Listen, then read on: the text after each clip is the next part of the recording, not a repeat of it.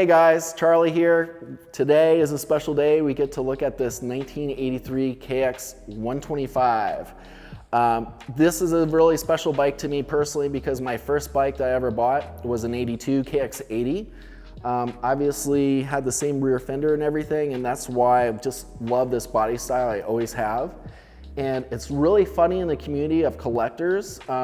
Those that usually have this rear fender style KX are ones that have had the bike when they were younger, etc. So it's pretty cool to see those guys like me still having the demand to have that bike in their collection again.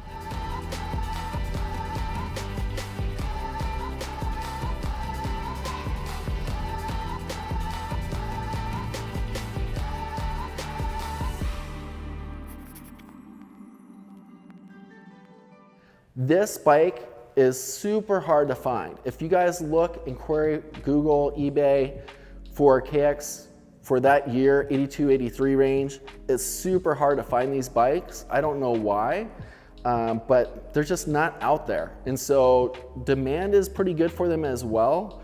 I've seen these bikes go for 12 grand. I've seen them go for 8 grand. It just really depends on condition.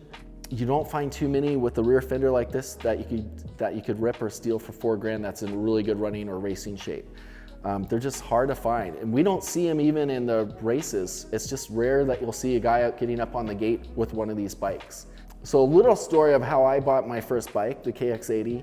I had a paper route, and several of my friends that were neighbors of mine had dirt bikes, and they were fortunate enough that their parents bought them their bikes. And the dads rode themselves. Well, my dad wasn't a big dirt bike guy at all. Matter of fact, my parents hated the thought of me even owning a dirt bike. They thought I'd hurt myself, which is 100% true. So,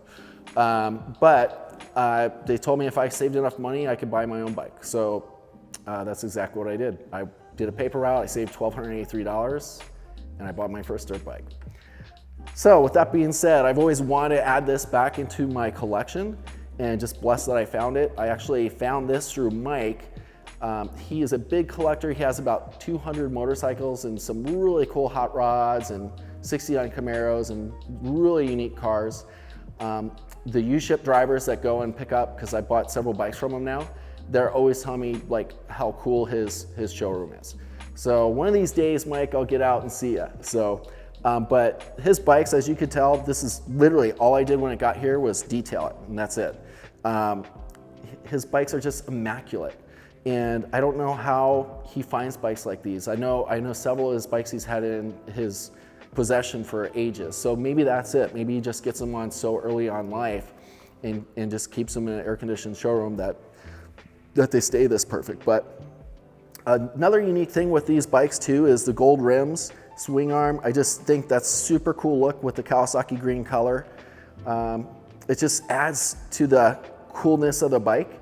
I'm sort of a big gold rim guy anyway with the older bikes. You'll see a couple of my bikes that I race and stuff, I've added the gold rims.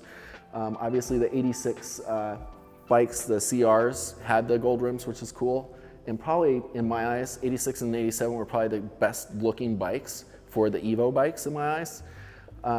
But again, the Kawasaki's are just harder to find. Like some of the bikes that I have here that will do video on each as well, they're just super hard to find good complete Kawasaki's. The KX 500s have been really big sellers. That's a 99. This one is a really cool bike.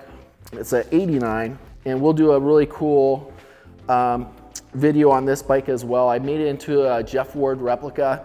Back in the day, Jeff Ward, Ricky Johnson were just the men for racing. Great guys to interview and watch race, and so definitely had to add that to my collection.